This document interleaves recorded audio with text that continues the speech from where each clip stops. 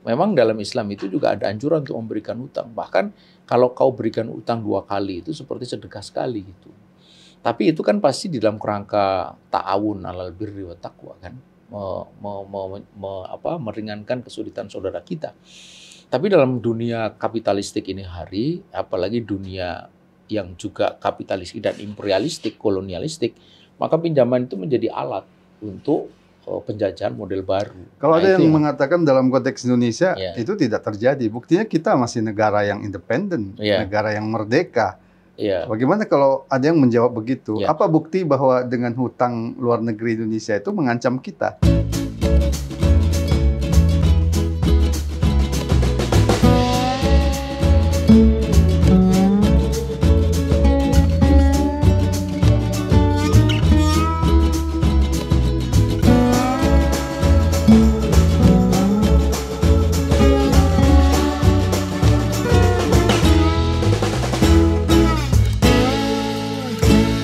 Bismillahirrahmanirrahim. Assalamualaikum warahmatullahi wabarakatuh. Waalaikumsalam warahmatullahi wabarakatuh. Pemirsa yang dirahmati Allah Subhanahu wa taala, kembali kita bertemu dalam Fokus UI Channel. Focus to the point. Bersama narasumber kita Ustadz Ismail Yusanto. Kali ini kita akan bahas tentang persoalan utang luar negeri. Assalamualaikum warahmatullahi wabarakatuh. Waalaikumsalam warahmatullahi wabarakatuh. Ustadz Ismail ya, persoalan utang kembali menjadi sorotan setelah mantan Wakil Presiden Indonesia Yusuf Kala mengatakan dalam setahun Indonesia itu membayar hutang mencapai 1.000 triliun rupiah. Ini tentu jumlah yang besar ya. Tapi ini kemudian sering dibantah bahwa hutang kita ini aman. Bagaimana pandangan Ustadz? Benarkah hutang kita ini masih aman? Bismillahirrahmanirrahim. Assalamualaikum warahmatullahi wabarakatuh. Waalaikumsalam warahmatullahi wabarakatuh. Yang pertama, utang itu adalah salah satu cara kita menyelesaikan kita punya persoalan, khususnya persoalan ekonomi. Ibarat sebuah rumah tangga kecil, ya negara itu, acap memang kita memerlukan sesuatu yang kita tidak bisa bayar secara tunai, atau kita tidak punya uang untuk kesehatan misalnya, atau untuk biaya sekolah anak misalnya, atau untuk keperluan yang lain, maka hutang itu salah satu cara untuk kita mengatasi kebutuhan itu. Gitu. Karena itu sebenarnya hutang itu pada dasarnya dibolehkan. Gitu. Dalam Islam pun juga dikenal ada. Kalau dalam jual beli itu ada al-bai' bidain, jual beli dengan utang. Gitu. Nah begitu juga dalam konteks negara. Gitu. Utang itu juga boleh dianggap sebagai salah satu solusi dalam mengatasi persoalan keuangan negara yang cekak. Gitu. Hanya ketika kita berhutang, kita harus memperhatikan setidaknya 2 hal. Gitu. Yang pertama, atau 3 bahkan ya. Yang pertama adalah apakah secara syar'i hutang itu mengandung riba atau tidak. Jika dia mengandung riba itu tentu masalah besar. Karena jika kita boleh menyebut kalau ada satu dosa yang begitu keras diperangi atau yang dilarang, sampai-sampai dalam Al-Quran itu Allah menyebut fa'danu biharbi minallahi wa rasulih. Gitu. Jadi kabarkan bahwa Allah dan Rasul akan memerangi. Gitu. Dalam hadis itu disebutkan bahwa 1 dirham riba itu seperti lebih dari 30 orang berzina dosanya. Riba watisuna baban. Untuk riba itu ada 99 pintu dosa. Adnaha yang paling ringan dari 99 pintu dosa itu kayati rajulu bi ummi, seperti seorang laki-laki menzina ibunya sendiri. Jadi sangat besar dosanya. Kemudian secara ekonomi riba itu juga menjadi sumber labilitas ekonomi. Kita tahu bahwa salah satu hal penting yang harus diwujudkan dalam sebuah tatanan ekonomi itu adalah kestabilan. Selain pertumbuhan, itu keadilan, keberkahan tentu saja kalau dalam konteks kita. Nah, riba itu sudah dikenal sebagai sumber labilitas ekonomi. Dalam satu penelitian yang dilakukan oleh Ikatan Ahli Ekonomi Islam Indonesia, dalam 100 tahun terakhir itu ada di Indonesia 20 kali krisis, artinya hampir 5 tahun sekali. Dr. Abdul Muhsin Tohir Sulaiman menyebut bahwa jika pun dia tumbuh, sebuah ekonomi yang menggunakan riba itu pertumbuhannya bersifat siklik. Jadi dia akan menuju puncak, kemudian setelah itu dia akan jatuh. Gitu. Nah, periode siklusnya berapa tergantung faktor-faktor lain. Ini yang pertama. Jadi jika utang itu menggunakan riba, maka itu masalah besar. Ini harus dihindari. Baik dalam konteks kehidupan rumah tangga kecil maupun rumah tangga besar itu negara. Walaupun itu dikatakan bermanfaat misalkan. Ya, manfaat atau tidak itu pertama harus dinilai bahwa ini halal atau haram. Kalau haram itu pasti ada mudaratnya. Nah, mudaratnya secara empirik dan ilmiah, secara empirik dan teoretik itu sudah dibuktikan. Seperti tadi sudah disebutkan bahwa pertumbuhan ekonomi yang mengandung riba itu dia bersifat siklik. Artinya dia tidak akan steady.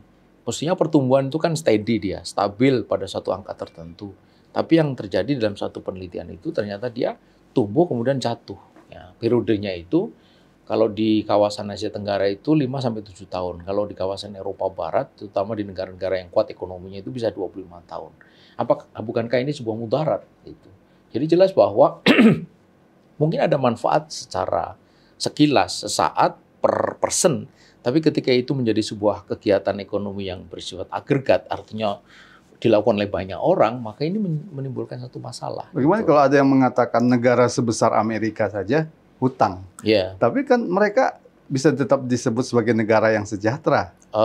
Ya, itu sekilas. Tapi sebenarnya Amerika sedang menghadapi masalah besar ini hari. Ada ancaman tidak bisa bayar. Kemudian ada krisis yang berulang-ulang seperti yang disebut oleh Dr. Muhsin Abdul Sulaiman. Ada krisis mortgage. Kemudian ada macam-macam, bahkan di beberapa kota itu sekarang kriminalitas meningkat oleh karena kemiskinan. Jadi kita membayangkan Amerika itu bukanlah Amerika 5, 10, 20 tahun yang lalu. Sekarang ini ada banyak gelandangan yang hidup di pinggir-pinggir jalan, di kolong jembatan, di kota-kota besar macam Los Angeles, San Francisco, sesuatu yang tidak pernah terjadi di masa lalu. Itu menunjukkan bahwa ekonomi sekuat Amerika pun itu bisa punya masalah oleh karena riba. Dan akan menjadi semakin berat ekonomi Amerika menghadapi tantangan jika betul BRIC itu mengeluarkan satu mata uang bersama gitu menghadapi dolar. Itu saya kira akan menjadi masalah besar. Itu satu. Kemudian yang kedua, bahwa pinjaman itu terutama dalam konteks rumah tangga besar negara itu harus memperhatikan faktor yang kedua, yaitu apakah ini kemudian menjadi alat politik atau tidak. Nah, gitu. Sebab kalau kita percaya kepada adagium no free of lunch, ya tidak ada makasihan gratis, maka pinjaman itu juga pasti mengandung interest atau kepentingan politik dari negara donor itu. Dan itu sudah dibuktikan, seperti misalnya Maladewa menghadapi persoalan akibat utang yang diberikan oleh Cina, begitu juga dengan negara-negara lain. Masuk Sri Lanka, Sri Lanka itu kan bukti bahwa utang itu tidak sepenuhnya bebas dari kepentingan politik.